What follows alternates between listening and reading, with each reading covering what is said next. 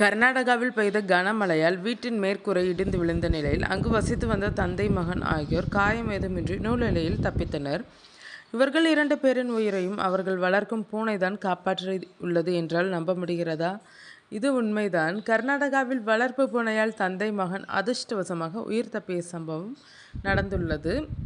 மனிதனாக பிறந்த அனைவருக்கும் மரணம் நிச்சயம். மரணம் இல்லாதவர்கள் என்று யாருமே இருக்க முடியாது. ஒருவரை மரணம் சீக்கிரம் நெருங்கலாம், இன்னொருவருக்கும் தாமதமாகலாம், அவ்வளவுதான். இந்நிலையில் தான் கர்நாடகாவின் தந்தை மகனின் உயிரை செல்ல பிராணியான பூனை ஒன்று மரணத்திலிருந்து காப்பாற்றியுள்ளது. கடவுள் நம்பிக்கை கொண்டவர்கள் பேச்சு வழக்கத்தில் ஒரு விஷயத்தை சொல்வார்கள்: கடவுள் நேரில் வரமாட்டார், ஆனால் இக்கட்டான நேரத்தில் கடவுள் உதவிக்கு ஒருவரை அனுப்புவார்.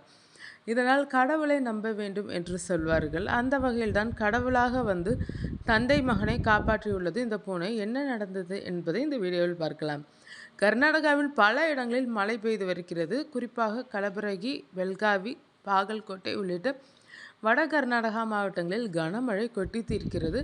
பாகல்கோட்டை வல்லபாய் நகரில் வசித்து வரும் ஷபீர், இவரது மகன் பெயர் அர்வஸ்.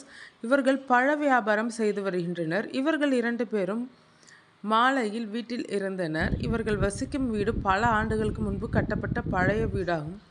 இந்த வீடு முழுக்க மண்ணால் கட்டப்பட்டதாகும். வீட்டின் மேற்கூரையும் மண்கட்டைகளை பயன்படுத்தி அமைக்கப்பட்டிருந்தது. இவர்கள் செல்லமாக பூனை ஒன்றை வளர்த்து வருகின்றனர். மாலையில் திடீரென்று கனமழை கொட்டியது. அப்போது அவர்களது வீட்டின் மேற்கூரை மழை நீரில் கரைய தொடங்கியது. சுவர் வழியாக தண்ணீர் கசிந்தது. ஷபீர் மற்றும் அர்பாஸ் ஆகியோர் அதனை பார்க்கவில்லை. ஆனால் வீட்டில் இருந்த பூனை மியாவ் மியாவ் என்று வீட்டை விட்டு வெளியே ஓடியது. அதோடு வீட்டுக்கு வெளியே நின்று சத்தம் எழுப்பியது. இதனை கேட்டு ஷபீர் பூனை பசியால் துடிப்பதாக நினைத்து அதற்கு சாப்பாடு வைக்க வெளியே சென்றார்.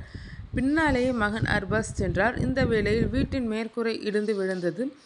வீட்டில் யாரும் இல்லாததால் உயிர் சேதம் ஏற்படவில்லை. பூனை எழுப்பிய சத்தத்தால் வெளியே சென்ற ஷபீர், அர்பாஸ் ஆகியோர் அதிர்ஷ்டவசமாக உயிர் தப்பினர். இது பற்றி அர்பாஸ் கூறுகையில், நாங்கள் திருமண நிகழ்ச்சிக்காக குடும்பத்துடன் வெளியூர் சென்றிருந்தோம். நேற்று நானும் எனது தந்தையும் மட்டும் வீட்டுக்கு வந்தோம். குடும்பத்தினர் வெளியூரில் உள்ளனர். நானும் தந்தையும் வீட்டுக்கு வந்தவுடன் எங்களின் பூனைக்கு சாப்பாடு வைத்தோம். 3 முறை சாப்பாடு வைத்தும் அது சாப்பிடவில்லை. இதையடுத்து மாலையில் மழை பெய்யும் போது வீட்டில் இருந்தோம். அப்போது பூனை கத்திக்கொண்டே வெளியே சென்றது. பூனை வயிற்று பசியால் தான் சத்தம் எழுப்புகிறது என்று நினைத்து தந்தை வெளியே சென்றார். பின்னாலேயே நானும் சென்ற சமயத்தில் வீட்டின் மேற்கூரை இடிந்து விழுந்தது.